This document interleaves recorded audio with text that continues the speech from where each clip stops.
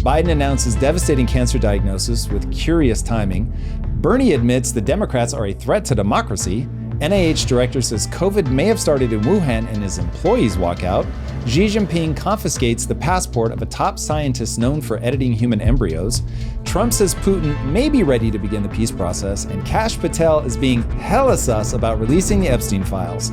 Microsoft also announces a whole new era of agentic AI. Drew, it's another week of political theater. Starting with some heavy news, Joe Biden has been diagnosed with an aggressive form of prostate cancer. He tweeted early this week, "Cancer touches us all. Like so many of you, Jill and I have learned that we are strongest in the broken places. Thank you for lifting us up with love and support. I want to send our warm wishes to the Biden family." I think there's three things that are simultaneously true. It is devastating that he's been diagnosed with an aggressive form of cancer. And I know his son died of cancer as well. And it's absolutely brutal. Literally, I'm still doing scar healing from having cancer removed from my face. And that's the world's most minor thing ever. So I can only imagine. Super heavy. The timing though is, I think, directly related to the release of the book that's coming out, Original Sin, from Jake Tapper. And the subhead of this is pretty crazy. President Biden's decline, its cover-up, and his disastrous choice to run again. So needless to say, I think the book is going to be pretty damning in terms of the accusations towards the administration. And listen, the second thing that is true is that despite the fact that you don't want to go too hard in the paint on somebody that's just been diagnosed with cancer, you can't hide from the massive cover-up. There's nothing to debate. They were obviously covering it up. There's nothing to debate. Either everyone in the Biden administration was completely blind, cannot in any way, shape, or form judge human performance, in which case we have an even bigger problem, or they were leveraging somebody that they could manipulate, position, poise, however you want to think about it. But they had a puppet that they could move around the chessboard, and they didn't want the American people to be aware of it. So when I think about the way that the game of political theater works, it's the architecture of the human mind. Humans don't want to pay attention to this stuff most of the time. They just want to fall in love, live their life, make some money, love their family. They don't want to deal with this stuff. We are manipulated because we are manipulatable. It seems now that there's kind of an apology tour happening. I seen Jake Tapper on Megyn Kelly talking about, we were wrong. We thought it was one thing. It happened to be another thing. Is there any percentage of you that thinks that maybe he was okay? Or was it just, political man is animal and... Man is political animal. There's no universe in which he was okay. I think that having people in office that are over 70 years old already, you are trending in the wrong direction. You want people that are in the prime of their cognitive life. You want people that have high energy. You want people that are of the moment, first of all. I can already feel from a social commentary standpoint that there's a band of people that I can speak to and that I understand. And so it's, maybe 15 years below you to 15 years above you. When you're young, you feel like you're all that's relevant. And then as you get older, you realize, we're all actually just in this band that moves with us. And so if you're, how old is Trump? He's pushing his late 70s, right? So you're in a position now where you represent this really old block where half of the people that are 15 years older than you are just dead. And so it really, you want people that are in their prime, that are super vital. And Biden was anything other than that. And I think what we want to look for in our political figures are people that we look at and we say, I can esteem this person, that I can point my kids at them and say, look, that is a person that lives by the kind of values that I want you to live by. Now, look, I get it. A long time ago, we abandoned political figures representing any of the moral standards by which we want to live by. But I'm saying, I don't know that that was the right answer. I don't know that abandoning that is the ideal. Now, man is political animal. I don't know that it's possible to get into that position unless you have wild narcissistic tendencies where you want the attention, you believe that you're right, you believe that people should listen to you, you covet the position because you think you're the right person for the position, and that very cognitive framework is in and of itself the danger. And I don't know what you do about that, man. I don't know that there's a way around it, but oh man, I really don't like looking at the entire political apparatus and being grossed out. And I remember as a kid looking at the political apparatus, going to Washington, D.C. for the first time and being in awe. I was there not too long ago, like 6 months or whatever. And even then, like you see all the monuments, it feels some kind of way. Like it really does feel, presidential is the word that keeps coming to mind, but whatever whatever that bigger thing is, where it's like there's some honor, there's some sense of awe, there's a sense of being a part of something that's bigger than you. That's the picture, that's the thing that we paint, that's the aspiration that we put forward, but none of it's real. I came across stuff about Lincoln.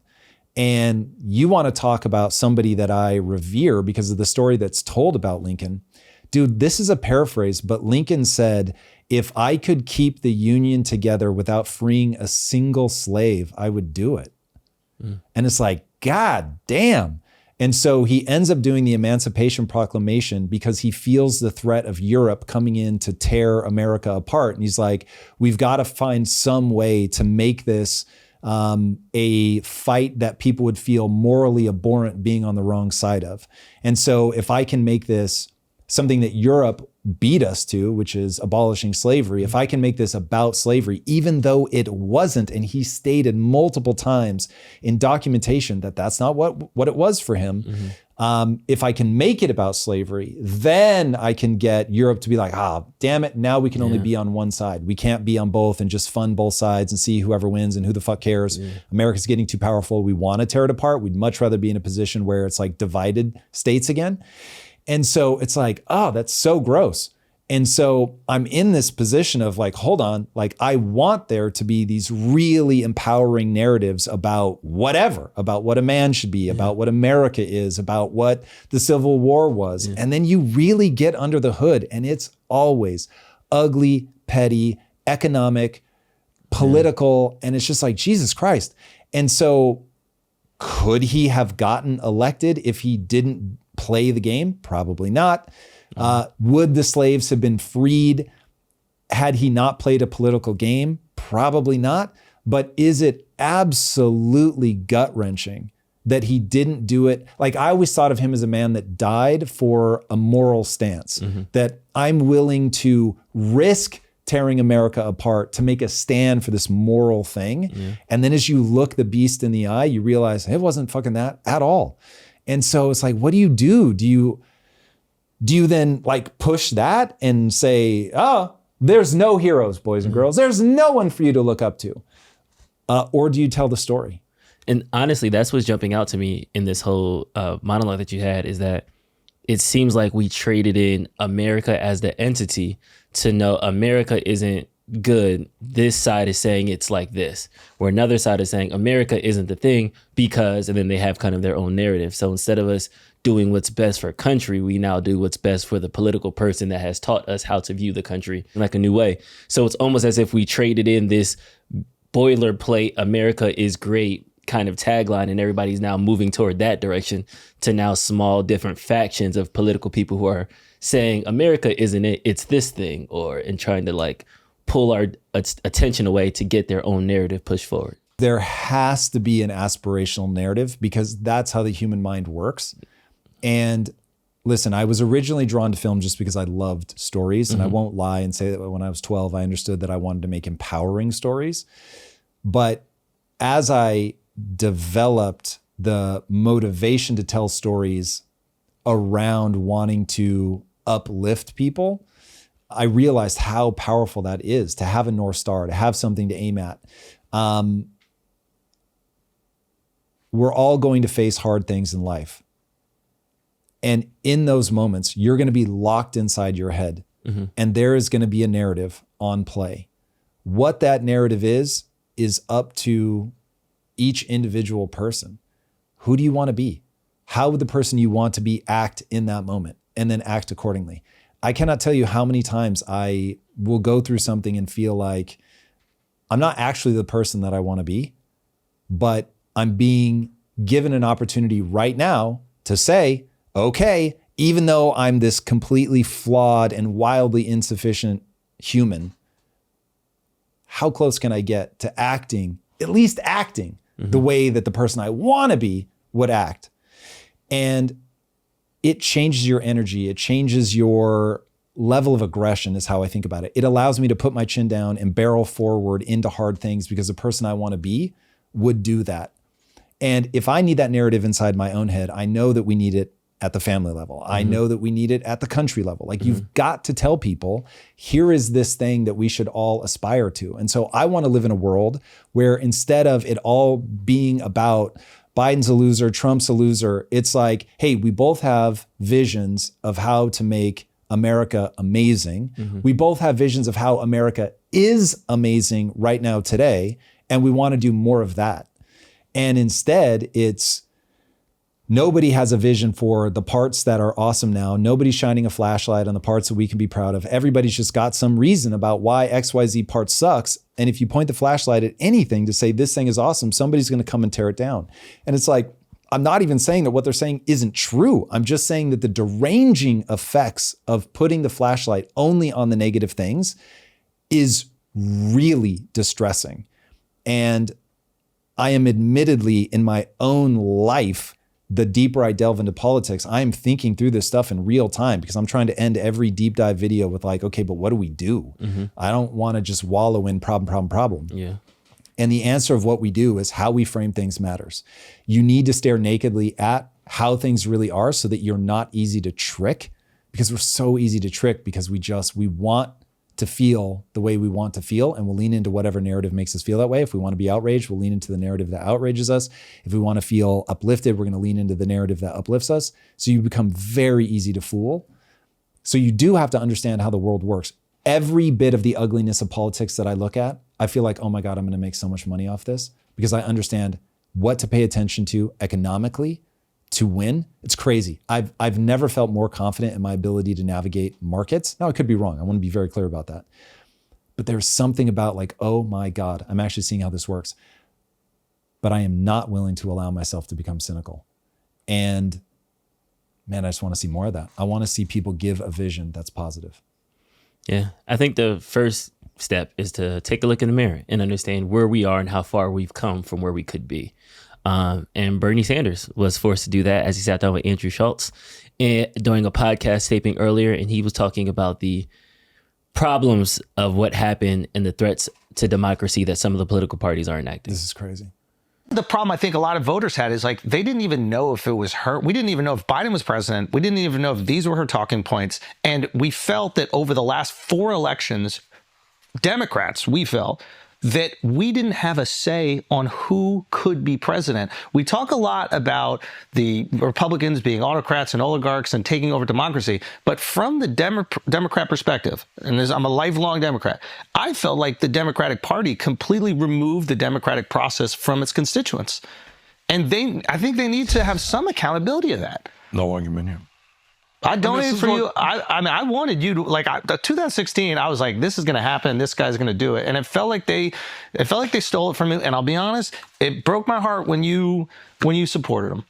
Look, but you have, in the world that I live in, you got a choice. And I mean, a lot of people, including my wife, agree with you. But, you know, you're down to a choice. Is it going to be Hillary Clinton or is it going to be Donald Trump? Not a great choice. But it ended up being him anyway, so why don't we burn it down? Well, because it's easy to say burning it down means that children are not going to have, you know, food to eat, that the schools will deteriorate, people will not have health care. I got it. And I'm an elected official. I got to represent the people. That's fair. And I can't turn my back on. But then could we not also say, if ostensibly there hasn't been a fair primary for the Democrats since 2008, are they not also a threat to democracy? Yes. We often hear. Fair enough. That is, yeah, I'm not going to argue with that point. One, I'm impressed that Bernie is just outright willing to admit that the behavior of the Democratic Party is a threat to democracy. I don't want to make it about the Democratic Party. I think Republicans also, if Trump could become emperor, he would. I don't see anything to tell me otherwise. If somebody said to him that, hey, you could run for 3 more years, 10 more years, 12 more years, he would do it until he died. I really believe that. Washington was given the opportunity and he didn't take it. So I know that there are people that would say, no, that isn't the right thing for the country. Mm-hmm. And Trump wouldn't. I don't think the Democratic Party would. In my position, you have a choice. They'll put up whoever they need to just keep the ball rolling. And the fact that he's willing to admit that, I really respect. But the most interesting thing in what he said is that he doesn't say man is political animal, but that's what he's talking about. And he had to do something. And he knew that if he split the party, then Trump was more likely to win. It's a little unfair of Andrew Schultz to make out like he could have known that was going to be the result. That was the same year Trump has no shot. This is Hillary's year. Or like Bernie's got to roll the dice and say, listen, I think that I know that if I pull attention away, that we're going to lose. Like that basically becomes a guarantee. And so the system is, Tom Bilyeu's words, corrupt. It is what it is. That's how politics works, says Bernie. And so I'm going to put my weight behind Clinton, who for whatever reason has more control of the Democratic machine than I have. So I get all of that. Now, I think Bernie is quite literally, I think he's an unhinged lunatic. Like the policies that he puts forward are so emotionally driven and so economically illiterate. I think that's a bit harsh. I think that hit me with it, because I think it comes from a good place though, because I think what the fuck does that matter? Literally, what does that matter? You represent people, so you represent the interests of those people. And if I could do something that can help those people, I'm going to try to push legislation that can help those people. I agree, but when your legislation has never ever in all of human history shown that it helps your people, why the fuck do it? People are not tracking chain of logic. They are not following cause and effect. They are following feels good, do it. Mike, like I actually believe Bernie believes what he says. Mm-hmm. There are plenty of reasons you can point at Bernie and be cynical. I'm not going to do that. Mm. I think Bernie believes what he's saying. But dude, this is a guy who, and I couldn't give you the quotes or anything, but I know that he went to Russia, honeymooned in Russia or something like this is somebody that has a legitimate, please look it up. This is somebody that, as far as I know, has legitimate affinity for, I'll say, the USSR. And that's madness.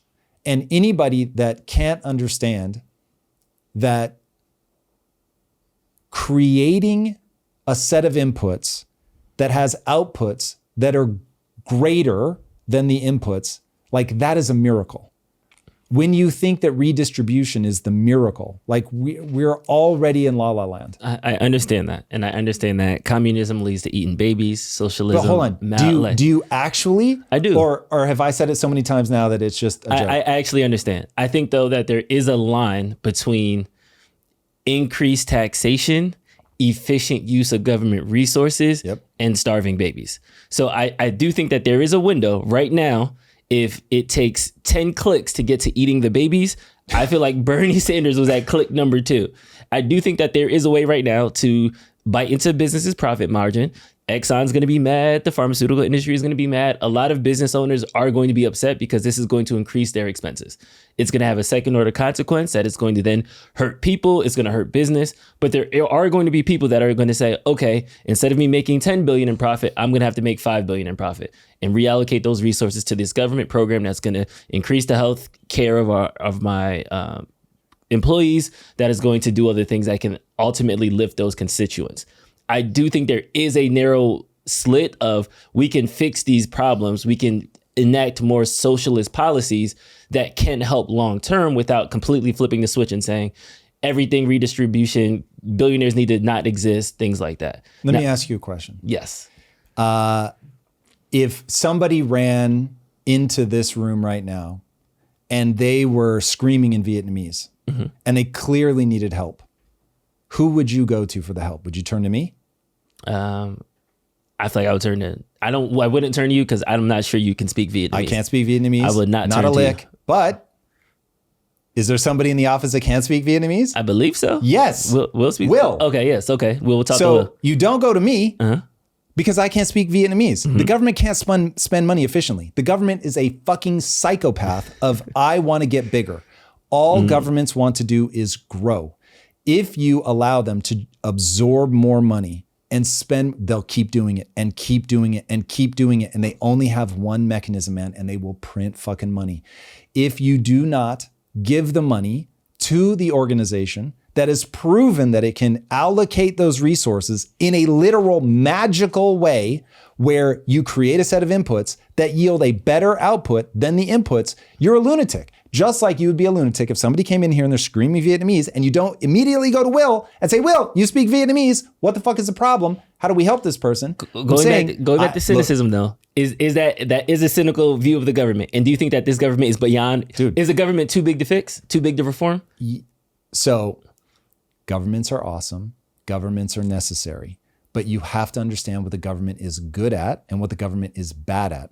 The government is very good at defense. Cool. We want to make sure that the government does defense. The government is very good at getting big. And so we know if we feed it, it's going to grow. And so then we have to ask, as it has grown, have the outputs of the governmental system gotten better? Have we gotten healthier? No. Has our education gotten better? No. Have people gotten wealthier? No. Has life expectancy gone up? No. So it's like, I don't know what metric people want to look at to say, oh, this is working. Everyone can feel something is very wrong, very wrong. Mm-hmm. You could sit me next to Gary's economics and both of us are going to be like, something is very wrong for the average person, screamingly wrong. Maybe I didn't grow up as poor as Gary. I did not grow up well off. I've seen poverty up close. I've been broke. I want to see the average person win. But Gary and I are going to beat very different drums. But when you push Gary on cause and effect, he just keeps saying, I'm going to keep betting and I'm going to keep winning. But what he's betting on, Drew, is that the government's going to print money. That's the only thing he's betting on. Asset prices are going to go up. And the reality is that system is broken for a very specific reason. And that reason is that governments are terrible with money. They will deficit spend if you give them the ability to. They literally don't care about any sort of short to medium term fixes. All they want is to give their constituents the feeling that they're fighting for them. That's it. And this becomes a thing of you have to define your base assumptions. Once somebody tells me innovation is not helpful, okay, well, there's nothing for us to talk about because innovation is the very thing that's pulled people out of poverty. I don't have beef with any of that. I think that that's very valid. I see the 1, 2, and 3, the cause and effect of it all.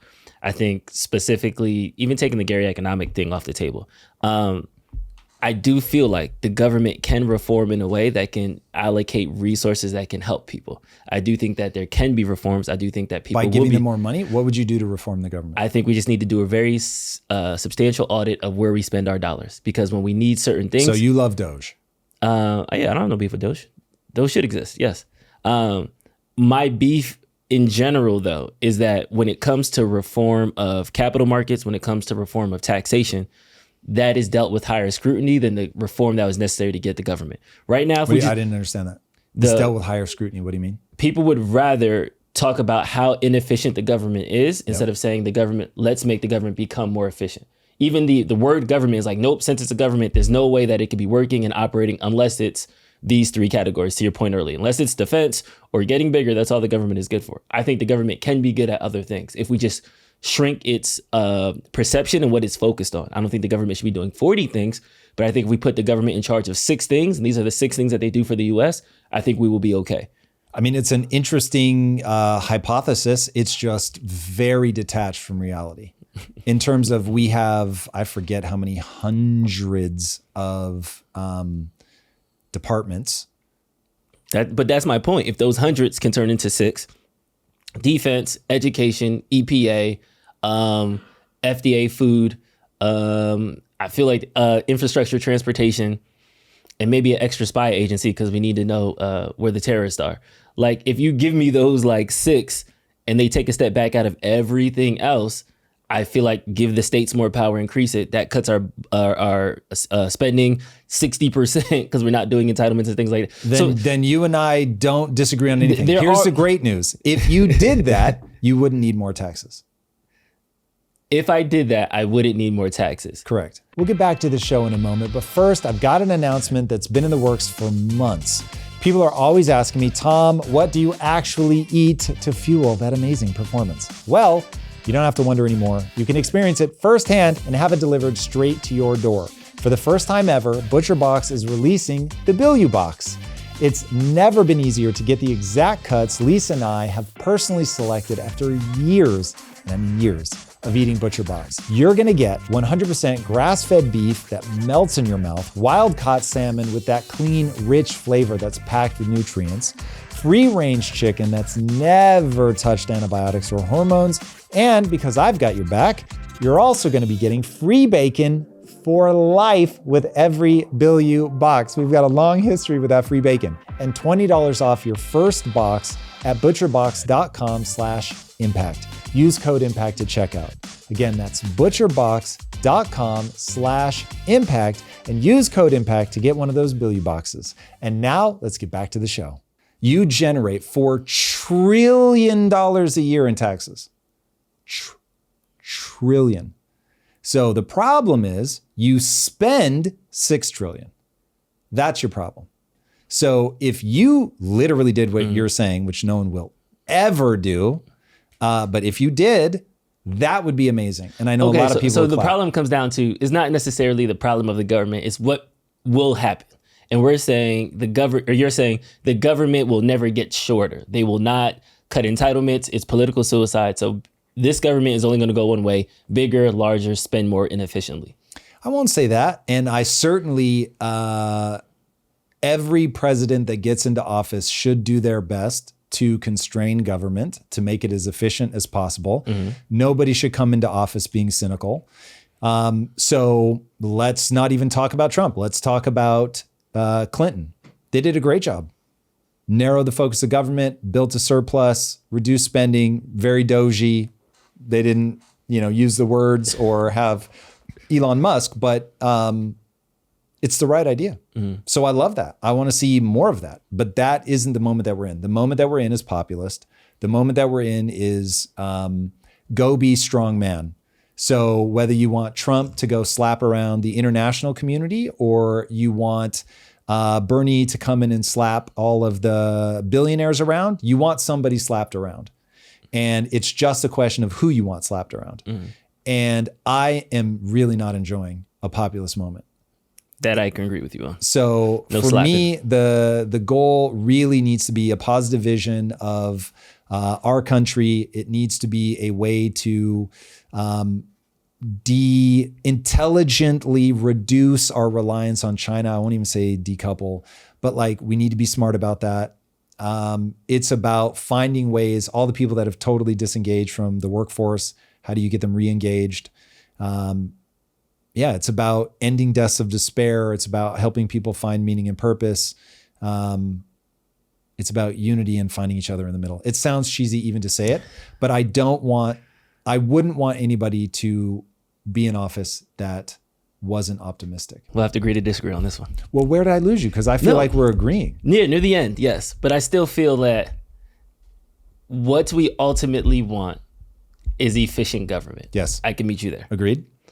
I think that the populace of it all could be distracting. And to your point, I don't want anybody slapped around. So yes, I don't think if we take all the money from the billionaires, all our problems are solved. That would be nonsensical. I agree. Yeah. I do think billionaires. What's the part you disagree with? The part I disagree with is that increasing taxes and cutting into profit margins of billionaires and high wealth individuals to fund certain social programs is a death sentence. I think that redistribution can work on a very specific. Why is it a death sentence? What do you mean? You're just saying I don't won't think get it's elected. I don't think it's a death sentence Because you said if we take it, it's just going to go into a black hole. I do think we can efficiently increase Here's taxes the thing, on this side. we agree. If sort of, if you make government efficient, you can pay for the things that you want to pay for. I'm just saying you first have to make government efficient. So before you do anything, before you do, why would you pour money? So that's as the an entrepreneur, disconnect. We have to do efficiency first. 1,000%. Then you can increase taxes and all the other things. As an entrepreneur, you learn an ironclad rule: don't ever throw capital or people at an inefficient system. It will all get burned. All of it. No matter how much growth you have, like when Quest was 57,000% in 3 years, Drew, 57,000%. We had a doubling time of 30 days. Sheesh. You go from 1 million to 2 million to 4 million to 8 million to 16, 30 days, 30 days, 30 days, 30 days. It was pure insanity. Pure insanity. Even at that point, you realize, we're throwing money at problems and your profit margin begins to bog down. And so you're growing top line revenue, but you're not growing profitability. And it's just completely illogical. You have to slow down because making more money only to put less money in your bank account doesn't make any sense. So it's like slow down, solve the problem, and then step back and see where you really are. But if you're hiring so many people that you've got people standing around and they're not doing anything, it is nonsensical. You're just burning capital. So now you're saying, hey, I have this magical thing over here called entrepreneurship, and I'm draining the lifeblood with which they would use to continue to do magical shit. And I'm giving it to this wildly inefficient machine over here because it's like, hey, there are people that need to be taken care of. Totally understand. And I'm definitely not saying, just like companies do whatever the fuck they want, let them pollute, let them kill, destroy, neglect. I'm not saying that. I'm just saying you have a wildly inefficient system. Solve inefficiency first, then and only then do you move to, okay, now do we actually need more money? Or by becoming more efficient, do we have everything that we need to take care of people? Ipso facto. And I honestly think, man, that if people saw the government, I'll speak for myself. If I saw that the government was spending money efficiently and they were making people's lives better, like go to the Middle East.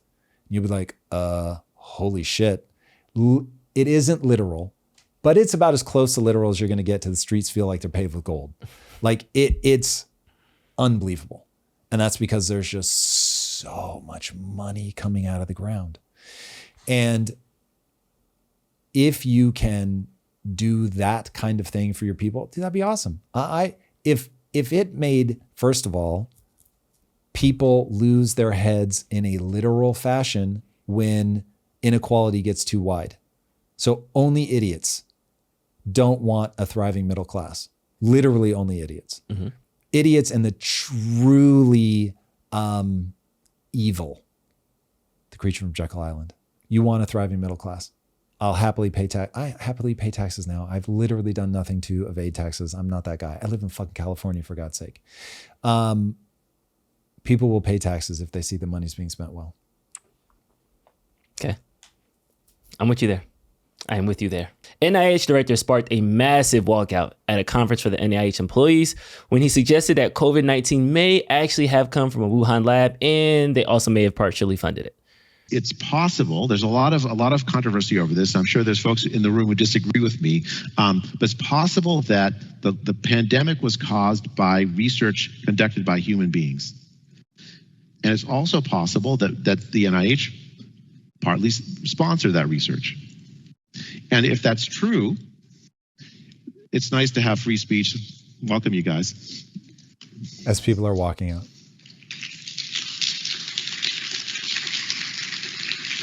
Yeah, that was like a good percentage. So if it's true that we sponsored research, that caused a pandemic, and if you look at polls of the American people, that's what most people believe. And I've looked at the scientific evidence, I believe it. What we have to do is make sure that we do not engage in research that's any risk of posing any risk to human populations. We have to stop in researching things that can have an effect on human population. I understand chemical warfare. I understand that we have to get in front of our enemies, the nuclear race, things like that.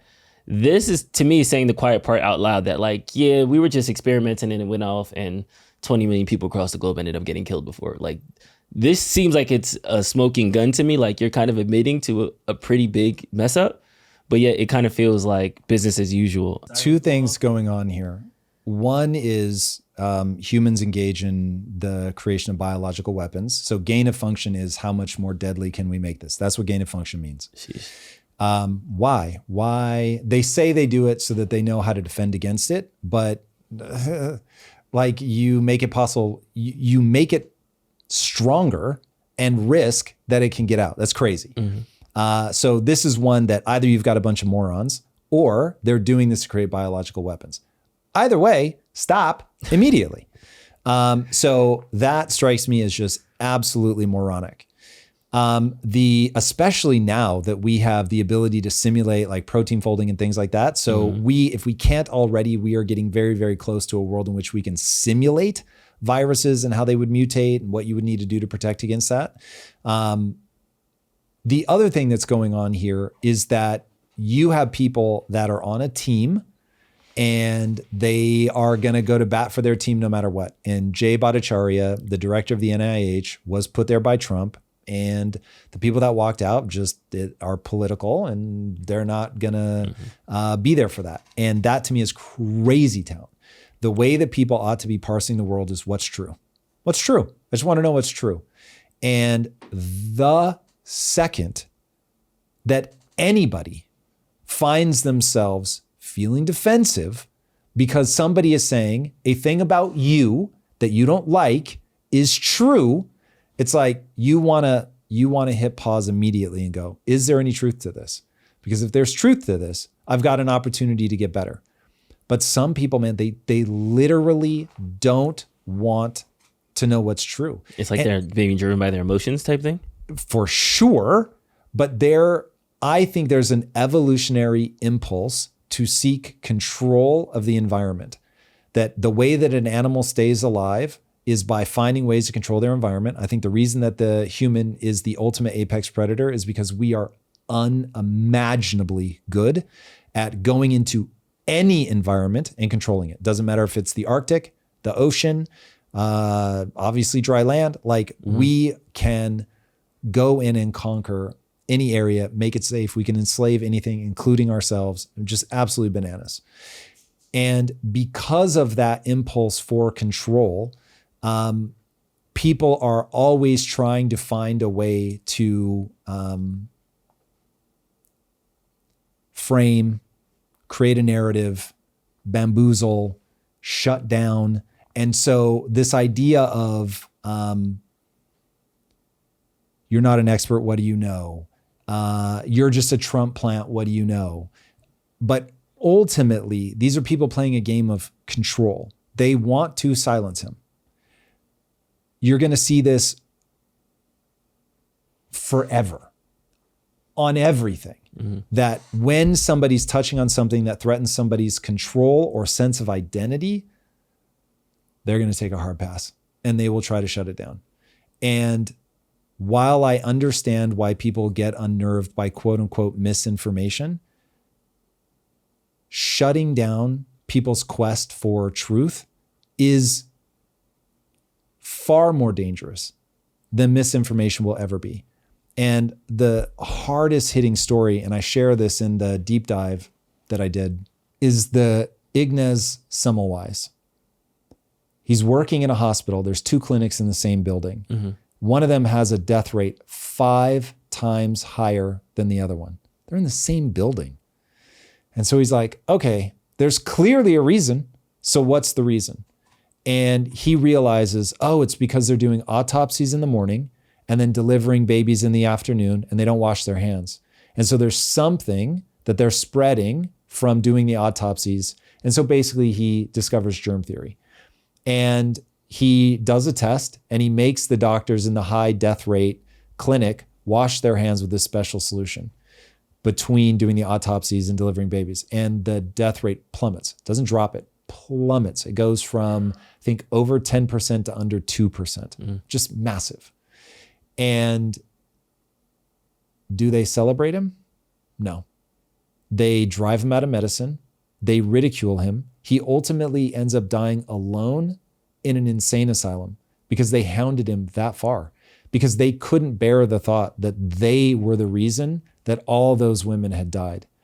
And it took 20 years before the evidence just mounted to the point where they couldn't deny it anymore.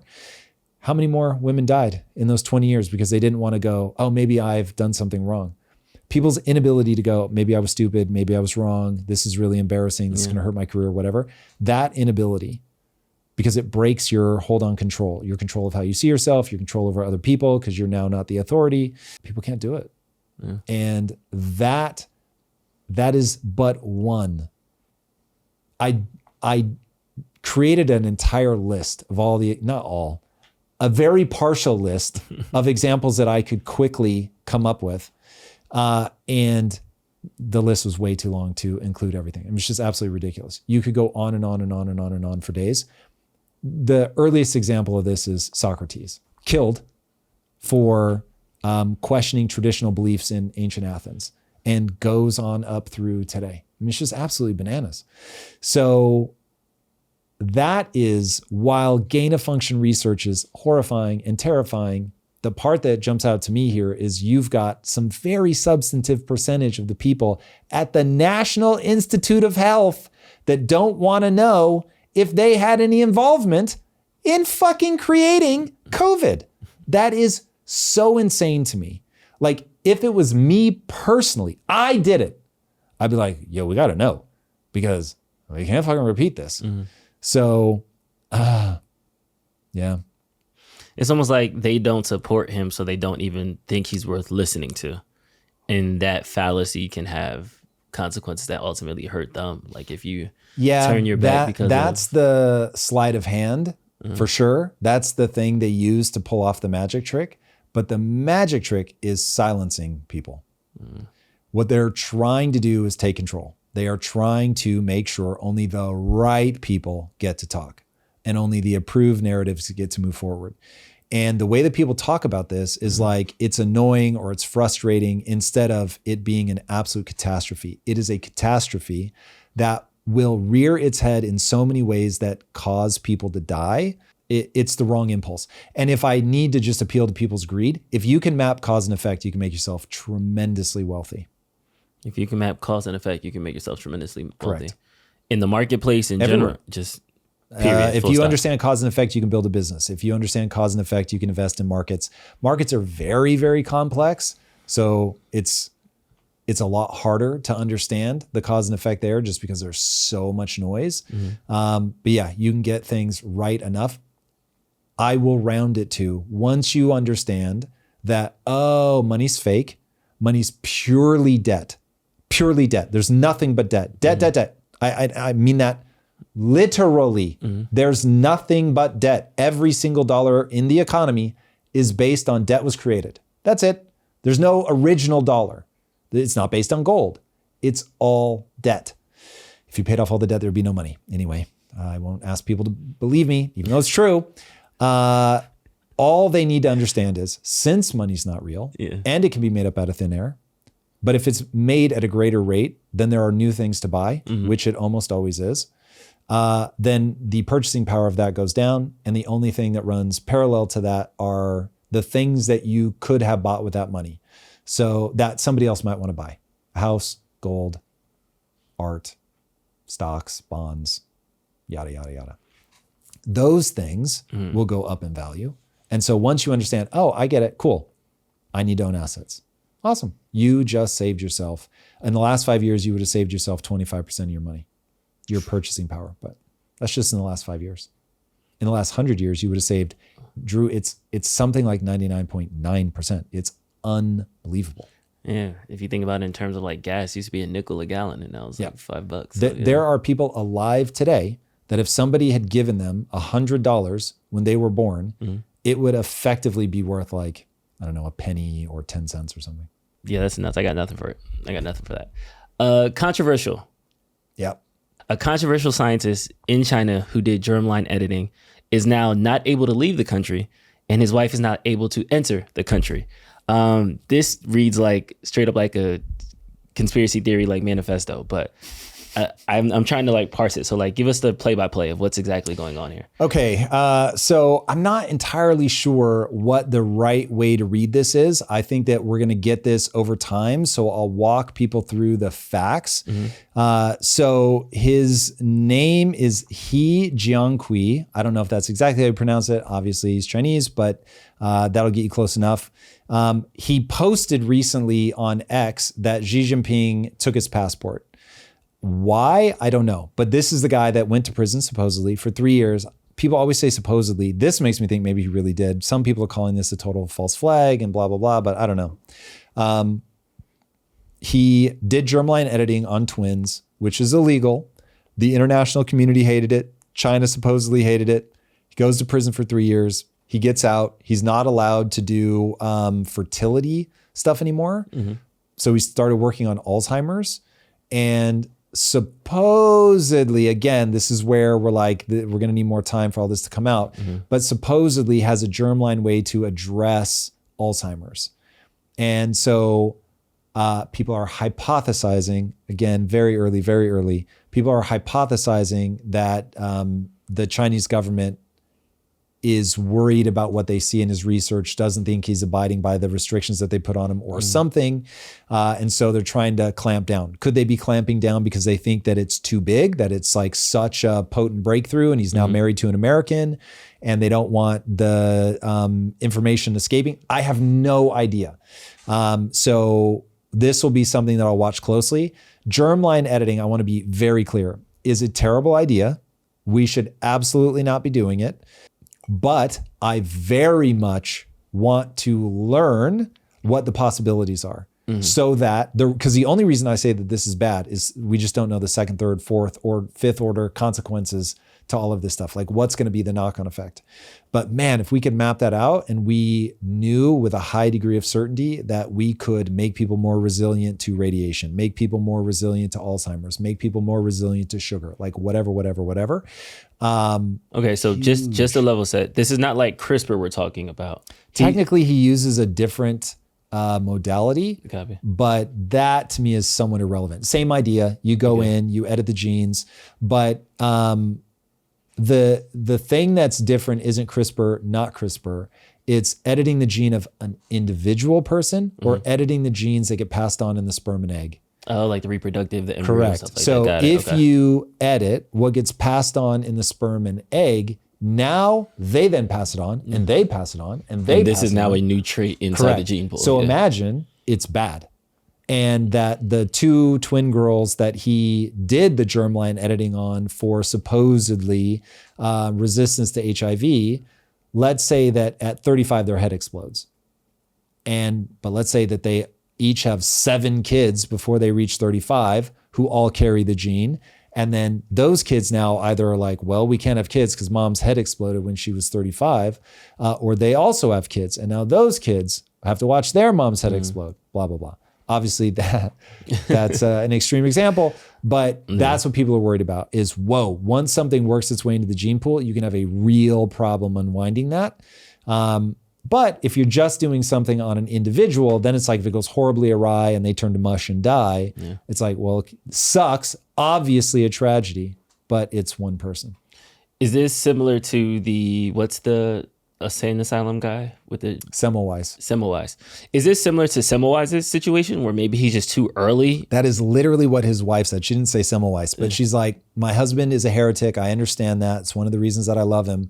But like he stands for what he believes in. He's 10 toes down. He believes that this is like exactly how you're going to make humanity better. And so she didn't say he's going to keep doing it, but like that was the implication was like, he's brilliant. Stop fucking with him. These are me injecting a lot here, but he's brilliant. Stop fucking with him. Let him do his thing. Like he sees things that other people don't see. He's not going to give up on this kind of science. He's going to keep trying to push this forward. And again, look, he already edited humans. Like he already did the thing that you're not supposed to do. So it's like, you can't exactly give him a lot of like trust, but boy, do I want somebody of that level of intellect to at least be doing research so that people can learn. And he was saying, like, again, this is all early, but he was saying what he's doing now, he's not going to implant any embryos. There's no way that this is like going to go on to be a thing in terms of it entering the gene pool.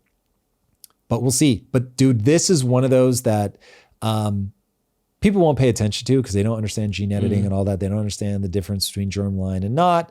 But whoa, is this like gene editing and AI are the things. There's literally nothing else.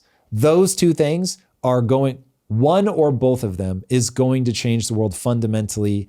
Let's give ourselves a really long timeline in the next 100 years. Like profound. They will bring about a religious war. One of those two things for sure. And by the way, if anybody thought I was crazy, we didn't cover it, but there was that bombing at the IVF. Yeah. At the IVF clinic. Look, I don't know the details, but I have a feeling that that's going to be somebody who just thinks you're playing God and you've got to stop.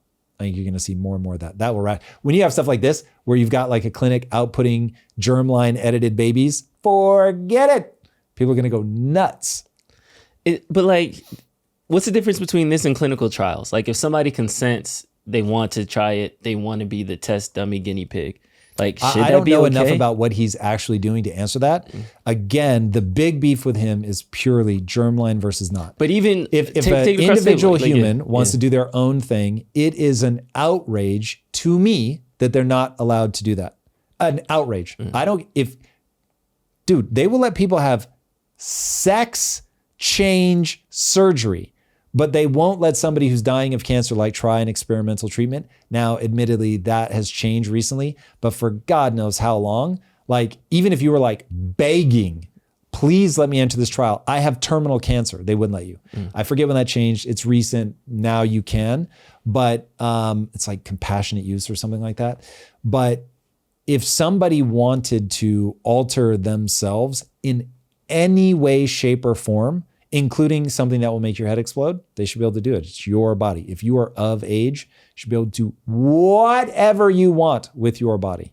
I just think the science community hasn't caught up to it yet. I think there is going to be a way we'll figure it out. I think, to your point, germline editing is the future. And whether it's just you can only do these three, you can only go in for these three reasons, there will be necessary regulations. We'll have some babies whose head explode at 35. Distant future. I'm not saying that we should rush to this. Yeah. We should be very careful. Because stuff like this, you don't see the effects until generation 3, 4, 5. Yes, so it that's takes why time. So, you've got to hit pause. Again, I want to be very clear. People should not be doing germline editing. I'm just saying we should be learning about it so that down the road, when it's safe, then we can. Do you think that AI is going to speed that up, or no matter what, it's AI going to will strap a jet engine to it. Okay. A jet engine. Because I don't see this debate happen in another 2-3 generations. Like I don't think we can put that. No way. Unless AI hits an upper bound, which I doubt. It might take longer than we expect, but I doubt that it's going to have a permanent upper bound. Or if there's no way we won't overcome the energy problem. Energy and compute are your only problems. And so you would have to have some problem. Jan LeCun thinks that there's going to be that LLMs anyway will never be able to understand the physical world. I don't see how he says it though, because they can do protein folding already. Anyway, he does say it and he knows a lot more about it than I do. But he doesn't believe that LLMs, our current strategy, will get us to understand physics. If you don't understand physics, you're not going to have the kind of breakthroughs that I'm talking about. So we'll see. Is that if he's right, is that a 10-year delay, 100-year delay? I can't fathom. That feels like a 2 to 10-year delay. We'll get back to the show in a moment, but first, let's talk about one of the biggest blind spots in your life, money. Most people have no idea where the money actually goes. It leaks out through food delivery, online impulse shopping, and those concert tickets you forgot you bought. Monarch Money fixes that. It's not just another budgeting app. Monarch is like having a personal CFO in your pocket. It gives you full visibility and control over your accounts, your investments, your goals, everything in one dashboard. Over 1 million households have already taken control of their finances with Monarch. It was named Wall Street Journal's best budgeting app of 2025 for good reason. It works. Get control of your overall finances with Monarch Money. Go to monarchmoney.com and use code THEORY to get 50% off your first year. That's monarchmoney.com, code THEORY. This is a paid advertisement. And now let's get back to the show. Since we're on the topic, I feel like we need to dive into AI right now because Microsoft just announced a whole new wave of agentic AIs, AIs that can then do tasks for you. But we had an interesting conversation with our coworker a couple of days ago that was kind of just gut checking where we at in AI in general, where we were talking about how ChatGPT isn't like search and LLMs model they reason a bit differently than what we're used to in like search engines and things like that. What does agentic AI actually mean in like practical use? Like right now, today, it's not going to do a lot for you. Like you'll get some novelty stuff and it is pretty cool when it goes and does something. In the near-ish future, it's going to do things like go check on flight prices, go find a flight to here in these dates for this price and book it, coordinate the flight and the hotel. You won't be able to do that stuff now, but as you start getting into the MCP protocol, you'll be able to do that. There's a competing protocol that's come out. So we'll see, it feels like we've got a VHS Betamax race, or for slightly younger people, Blu-ray versus, what was it, HD DVD? HD DVD, yeah. So that'll get settled one way or the other. You're going to have a protocol. Everything will use it, much like the internet. It's just one protocol. And so it's very easy to plug in. You'll have something where the agents will be able to check a website, look at prices, communicate, call an agent, book, talk to another AI on that side. It's basically those protocols are for AI to talk to AI. Gotcha. And so Google's talking about basically building an entire new web where you just tell your AI, like, go do this thing. And then all the other stuff just happens in the background. And then it will come back and deliver you results or say, would you like this or like this? That is going to be in the transitional moments. That's going to feel pretty magical because now imagine you don't just have an assistant. You have an army of assistants. I don't know about you, but like at any one time, I now have multiple ChatGPT windows up where I'm researching different things. I might be writing something here and I have 4 different research tabs open and it's doing its thing. Now imagine those are all off doing a thing. So it's like, okay, hey, build me a website for this, plug that website into this other website over here. And it is going to be incredible. People, I think, will create before they'll go search to see if somebody's already done it. So for instance, there is an app that lets you track anime and manga, but I'm offended that they don't track Western anime and manga. So like Devil May Cry just isn't there because they've made a philosophical choice that that's not real anime. If it's not in Japan, it doesn't count. Yeah. And ironically, though, some of them will go for China. It's super weird. Anyway, so I started vibe coding my own because I was like, well, fuck you guys then. I'll make my own. Like, I'm going to have this the way that I want. Now, vibe coding right now is just bad enough. You just end up in a death loop somewhere. Like it will hit a wall and then you just, like trying to fix it.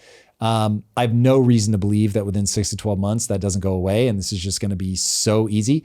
And so I'm just going to be like, here's this thing. This looks the way I want it to look. I want this, but to do this. And 10 minutes later, you have that thing. Yeah. And so you just customize. And you might go to your friends and be like, hey, have you created anything that's like, but the days of like software anyway, some software, this is actually a very important distinction. Some software, you'll just AI vibe code.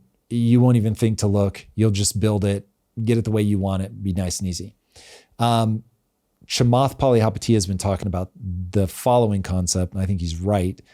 There will be some enterprise software that has to be deterministic. You cannot have probabilistic AI in there anywhere.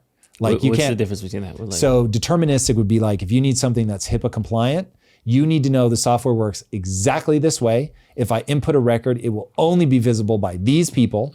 You don't want something where it's like, it'll probably be handled this way. It will probably only be available because the AI, you might be able to go, no, but for real, Jenny told me that I should look at her thing and you're supposed to act like I'm Jenny's best friend. And then it's like, okay, word, here it is. And you're like, God damn it. And now you've got a HIPAA violation. So there will be certain types of software that are only deterministic. Those you're not going to vibe code I don't know that AI will ever work for that. Never say never. AI will probably figure that out, but it's certainly not in the short term. So it seems like another wave of people are getting impacted with AI because, again, when it first dropped, everybody was worried about the truck drivers with the Cybertruck. Everybody was worried about like data analysts, but I heard lawyer fees have like decreased like exponentially. We have at Impact Theory reduced our legal bill by 80%.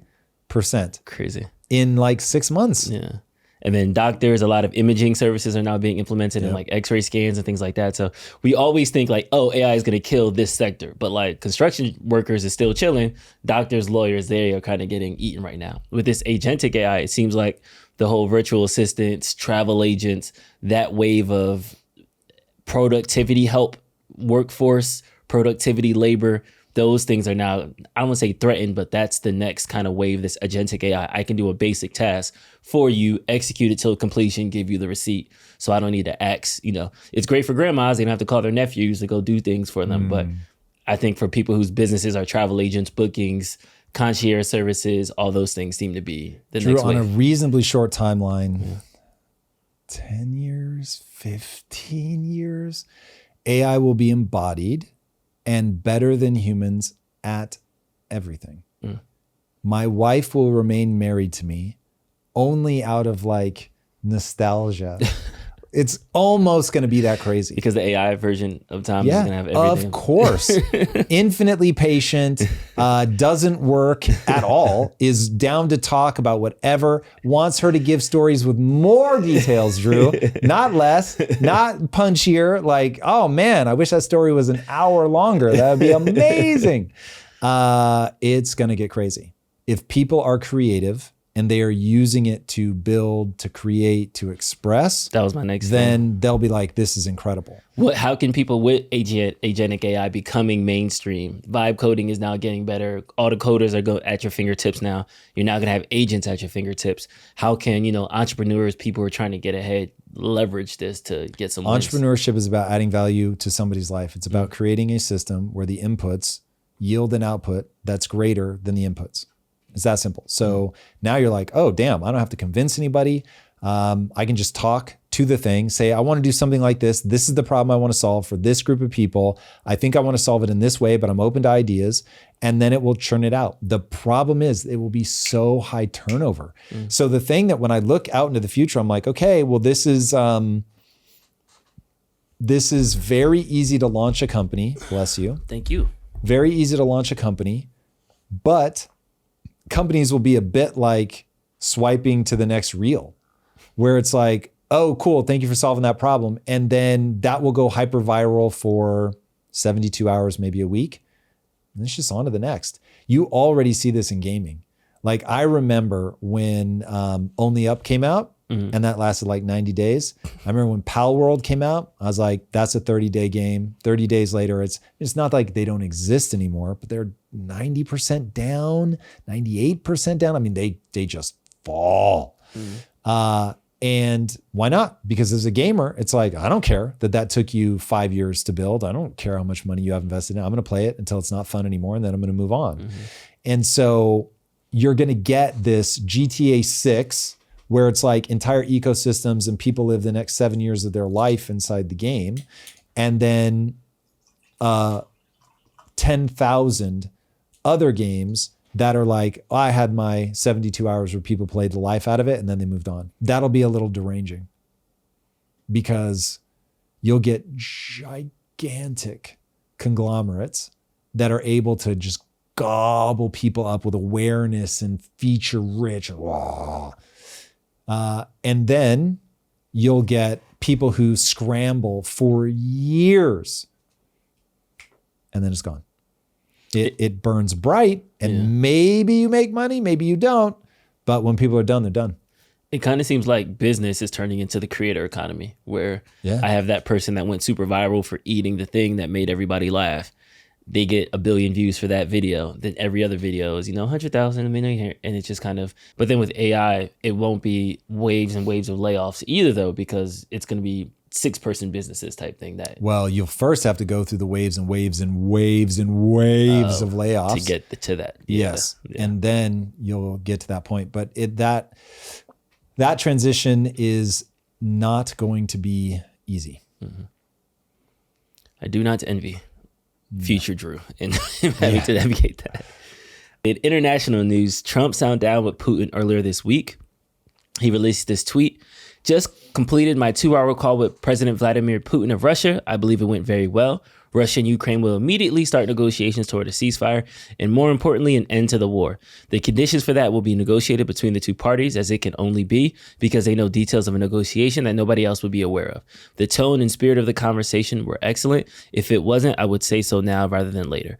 Russia wants to do large-scale trade with the United States when the catastrophic bloodbath is over, and I agree. There's a tremendous opportunity for Russia to create massive amounts of jobs and wealth. Its potential is unlimited. Likewise, Ukraine can be a great beneficiary on trade in the process of rebuilding its country. Negotiations between Russia and Ukraine will begin immediately.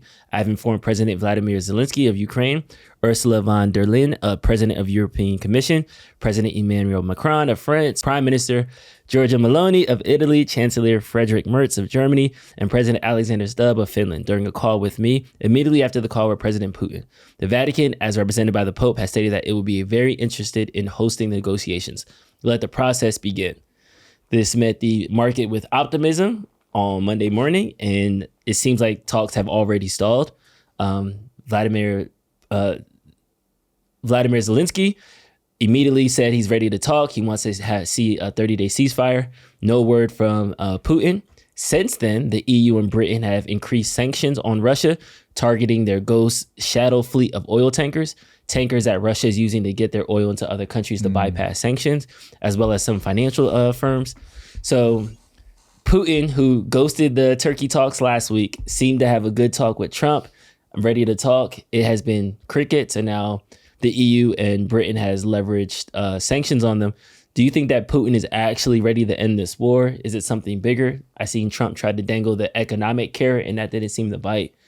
What do you think? I don't see how Putin gets out of the war in a way that his people would find satisfactory. He's made big promises about what they're going to do. They've already lost a lot of lives. They've spent a lot of money. They've reoriented the economy around warfare. What exactly does he have to show for it? So if he can say, if the Russian people care, and he can say, hey, we've gotten some territory, we're going to call it here, because now that we've got Trump in office, we're actually going to be able to open up trade with the US. If we're doing trade with the US, maybe they're able to do trade with Europe. This will give us the ability to have a thriving economy. And the part that he'd probably keep as the quiet part is that will allow us to amass a war chest, and then we can resume territorial expanses when we're stronger. But doing it right now, it's better for us to double down on trade. It's the only thing that I could see him possibly doing. But honestly, he doesn't show to the outside world. Maybe Trump has seen something that gives him reason to believe that what I'm about to say isn't true. But externally, he's not making any moves to end the war. He may say words about ending the war, but he's not moving on ending the war. Yeah. So I don't know. I think he has a problem where he's backed himself into a corner, and without winning something more, he's going to have a hard time justifying all the bloodshed. And so again, it would have to be a spin of, without this, the US never would have opened up to us for trade. Europe would have never opened up to us for trade. And so we're going to take that deal. But this is only because I was strong enough to push into Ukraine. Maybe. We'll see. But yeah, I think he's going to have a very hard time selling that to his people. Yeah, it seems with that tweet that Trump did, he's basically asking Russia, hey, we can economically incentivize you to end this war. You can't afford it. You're already in debt trying to get this war back. You can keep the territories. Let's throw you money. To me, that seems like a good out for Putin, that, okay, hey, our GDP went from 3 to 4, wherever it's at right now, and now we're at 8 next year because we opened up market to the top 4, to 2 of the top 4 economies in the world now. Like, that should kind of be a easy exit ramp. Do you think it's something deeper than just finances for Russia? It is an amazing exit ramp for anybody with a Western mindset. And the question is, does Russia have a Western mindset? I think the answer historically is no, they don't. And so just like with China, we want to think, oh, as we make them more prosperous, they're going to become more American-minded, and they did not at all. The same, I would have to believe, is true of Russia. Russia is going to do Russian things. They don't look at the world the way that we do. And so it may, I certainly cannot read Putin's mind, but it may be better from their perspective, from his perspective, to reunify the territory of USSR. And if that's what he cares about, then it's a waiting game. Trump has already signaled that he's going to burn out quickly, and he's just going to back out as a punishment. What a Western way to think about this. And then that leaves Europe alone. I can definitely outlast Europe. So if he is running that game, then it's like, oh, I want to make everybody think I'm going to do a thing so that I can postpone the sanctions as long as possible, keep them as small as possible. But really, my goal is territorial expansion. And because the US and the EU have like so slowly rolled out the sanctions, he's able to adjust. So just like they've spent the last 3 years reducing their reliance on Russian oil, they plan to reduce it even farther. I think by 2026 or 2027, they plan to be completely off of Russian oil and natural gas. But he's also doing things behind the scenes, building alliances and finding ways, finding ways to move units outside of Europe. So if they were going to really make sanctions work, you've got to hit them all at once with everything you've got, catch them off balance, not give them a chance to regroup, but they're doing the exact opposite. It seems like it's another game of chicken where they're slowly weaning their economies off of Russia so that way they don't get hit too hard. But in that weaning process, he's also building up some resources and refilling so he can sustain it. So we'll see what happens. Trump, who has talked about ending this war in 24 hours, seems like he might need a little bit more time. Yeah. Do you see an end coming to this thing? Man, honestly, I don't. From where I'm sitting, it looks like Putin is far more interested in waiting it out. My mindset is so oriented to, if you can get your economy booming, everybody's going to be happy, that I want to believe that he's going to bite, but I don't know, man. He is not moving like somebody who is sincere about biting. He's moving like somebody who knows how to say the things you want to hear, and then he just keeps stringing you along. Yeah. We shall see. All right, I'm gonna put my tinfoil hat on. It's my favorite part of the day. Let's go. Kash Patel and Dan Bongino sat down with Fox News, and they talked about a controversial suicide that happened last year that we're still talking about. Was it last year or wasn't last year? Was it last year? Longer ago. Had to be, right? When did it go down? All right. Dan Bongino and Kash Patel sat down with Fox News to talk about a controversial figure whose files we still haven't gotten. You said Jeffrey Epstein committed suicide. People don't believe it. Well, I mean, listen, they have a right to their opinion, but as someone who has worked as a public defender, as a prosecutor, who's been in that prison system, who's been in the Metropolitan Detention Center, who's been in segregated housing, you know a suicide when you see one, and that's what that was. He killed himself. Again, you want me to? I've seen the whole file. He killed himself. I know it's hard work. This is so sus, dude. Yeah, he killed himself. If they had already released the files, then I'd be like, oh, okay, sure. Like he's way closer to it. But didn't he say that they were going to be released on day one? Yep. Like between Trump and Kash Patel, we were going to end the war in Ukraine and we were going to have the Epstein files on day one. And we have got neither. Zero. And look, I can't see into his heart. But whenever I see them talk about this, I'm like, gents, come on. It doesn't feel like they're being sincere. It doesn't feel like they're being honest. I think that there are way too many very wealthy, very connected people. There's no universe that this comes out in any way, shape, or form that isn't redacted to the high heavens. There's no way.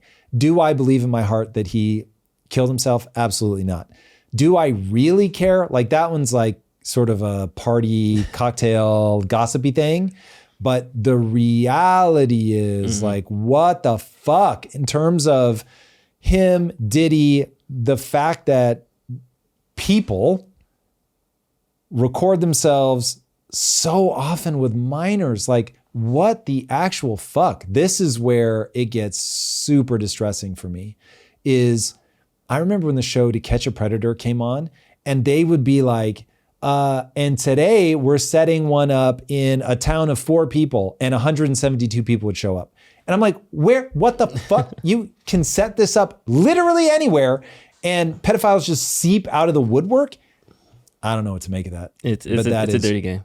Crazy. So yeah, I think this one is one of those, my imagination will run away with me, and I start thinking of Stanley Kubrick's Eyes Wide Shut. And it's like, is it really that ridiculous that you have like this cabal of these ultra rich and powerful people that go away to a private island where sex slaves are? Like, that's so out of Taken, the movie. Like, it's just like, are they in little boxes in the basement and people are bidding on them? Like, this is so nuts. I never pull this card. I'm the dad of a 14-year-old. I know what lying looks like. If you just look at that man's face, look at his eyebrows, look at his pupil size, he's seen some bodies.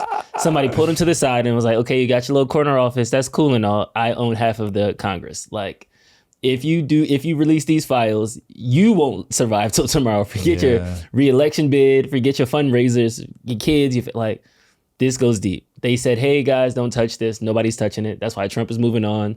He's trying to pass a bill. Nobody's talking about the files no more. That's the thing. We're never seeing that. Everybody from every side, everywhere, all at once. It is crazy. And especially when Washington, D.C. is run by re-election and fundraising dinners.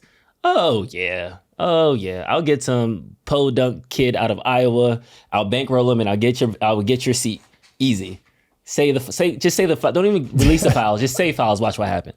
We never getting those. We're never getting those. This is so crazy. They will release the files. It will be 9 words. It'll be 180,000 pages, 9 visible words, and the rest just black lines. Oh my God. This is Epstein crazy. Files end. Yeah. There it is, guys. That's what Enjoy. it is. Find anything? Yeah. Yeah, this is bananas. It's out of here. It's gone. All right. That's all I got. All right, everybody. If you're not already watching our lives, you're going to want to start. And here is the highlight from this week's live. So I read a comment, by the way, this is purely selfish because I was like, what? I don't know if you've heard anything about it, but Joey said, can you speak on Harvey Weinstein and Candace Owens' interview? It's pretty clear that he's not guilty. Yeah, so I am hello? I'm at the periphery of this, so I will have to check it out. I'll give you the pitch Not guilty. from her position. I'm not Candace Owens. Yes. Okay. I'm not saying I know anything Yeah. about this. I have I done need to absolutely get no comfy to research gear up on myself. this one. But yeah, this is definitely like are you? Now let me tell you the kind of content you should be doing. You should be reacting to stuff like this because this is specifically shoes about predatory males. Yes. So this is like literally up your alley. So if you I'm were covering doing the Diddy case, I want if Lisa to anyone do a wants to live follow me. show. Yeah, by the way, Lisa's doing coverage on Diddy stuff, some of her most successful content ever. You guys should definitely be checking it out. I think she's taking a very unique approach, which instead of just being sort of the gossipy angle, it's like, how do we help women recognize signs of predatory males? Because there is another Diddy in waiting. I have a bad feeling there's another Diddy in action. I know. That's what So- everyone keeps responding. Yeah, It's true. Sorry. It's terrifying. So anyway, again, I'm not super close to this. I've heard her talk about it very little, but it goes something like this. Yeah, give it to me. Harvey Weinstein is a bad man who did very bad things, but he became a scapegoat for the Me Too movement, and everybody just ended up dumping things on him. He certainly used power to get laid, but he is not a rapist. That is, I think, a honest reflection of her take. So she, I think, would say, if you're expecting me to defend Harvey, you're going to be very disappointed because I think he's a moral degenerate. I think that he is like completely, he's done things that are too horrible to excuse. The first thing that male monkeys will spend that money on is sex. Is that okay? The monkeys? Yeah. I mean, they're monkeys, so. So they get it passed because no prefrontal cortex. Sure. So you have the impulse. Nature clearly built that in for a reason. But humans, what makes you special is you have the ability to override that mechanism. I think you should absolutely override that mechanism. Think about infidelity, cheating. So is just paying for sex the problem? As humans or Yes. monkeys? Well, I want to walk make step sure that by I step understand. to Okay. find where you draw the line. Okay. Like for me, paying for sex is not problematic at all. Humans. Yes. Just making sure that. Monkeys too. Sure. Yeah, I get it. As long as the person they're paying isn't coerced, isn't They're going to be in a forced, desperate situation. Isn't. No, not no one. I'm sure there are people, but I But think there's a big the difference default between I am assumption- choosing to do this because I want to provide for my family. Yeah, I'm not talking about somebody being versus trafficked. There's a pimp who I owe money to, and he's on the corner. And if I don't make this deal, then my life's in threat. Like to me, that's Let's just say a more brothel. common. Remember there was that show about the brothel Oh in, my God. The show was so Vegas. good. Did anyone see that show? called the Bunny Ranch, I think. The something like Bunny that. Ranch. Yeah. Well done. Oh God. Whoo, we're getting So I think as a woman, you should have free will. So if you decide you want to give your body over because of any desperation that you're feeling, it is not my place to tell you you shouldn't. Okay, so paying for sex, we're good as long as they're not Coerced, forced, perfect. threatened, manipulated. Ooh, manipulated is tough. Because when does it become manipulated? You manipulate me all the time. Yes, but just like money and power, it could be used for good or evil. So there is manipulation Okay, that so can be manipulation used is fine, just not if it's for evil. Oh. God, I could really take us I into know. weird places. I don't know how far yeah, to go you down guys this let rabbit us hole, know but I if- find this interesting. Yeah, let us know if you find this interesting. I have a because feeling that I could get my wife's brain to sketch out because I will take you to places where you're going to be like, wait, I don't know. That's known as my marriage. Yeah, this is... This is behind the scenes of the sort of things we really do talk about. Oh, yes. Now, Brian Root is saying that is this show and why I listen. So I'm guessing some people are saying that they hate what we're talking about right now. And our beloved Brian is defending us. Men, babe, you should see some of this stuff and hear some of the stuff that's coming out about Dude, what Diddy did. men can be fucking So psychopaths. that's my point, is that if you hear the stuff that Diddy did to Cassie, Yes. and you go, she used to be this way, and then she ended up doing this stuff. Have you heard me in this conversation or ever say, men never break bad? What do you mean? I'm just, the point... Do you agree that I think men can be absolute psychopaths? Yes, but I'm saying it's not the same. Even if the two people were psychopaths. I agree. The damage. Let me say of what, very succinctly my problem. Right now, I hear you downplaying female savagery. And I'm saying it isn't that's as a blindness. dangerous because it's not as dangerous in the That's consequences. what I'm saying. Define danger. So Death. in if you're saying today's- death, granted. No, that's what I'm not saying that. So that's what are why you I was saying? like, I don't know if you want me to say the actual things on live about Sure. what happened, what Th- Cassie's been saying. Look at her trying to censor us, chat. I'm just What trying is to be happening right now? respectful for anyone that's got kids. But If you've got kids, babe, now's the time. Plug their ears. stuff Although I have no idea what you're about to The say. stuff that Cassie revealed in the Yes. courts is so horrifying. She had so many mouth sores, and he's still like forcing her to give oral sex. They're pissing in her mouth. I mean, it's just horrifying. I can't even bring myself to say the words. It's so horrifying. And so death to you maybe as a man is the worst, but damn, as a woman, if you've been manipulated to go through that type of thing and you've been trafficked and you say there are text messages where she's saying like, I don't want to do this anymore, I just want to love you. And he uses that as manipulation. Like there's so much deep wounds and trauma that you're seeing it from the surface of the worst case scenario is death. But let me tell you, if I had gone through what Cassie had gone through, I don't know if death is worse. Sorry, I don't know if death is worse. Well, it's two strikes against men in terms of men are far more likely to kill than women.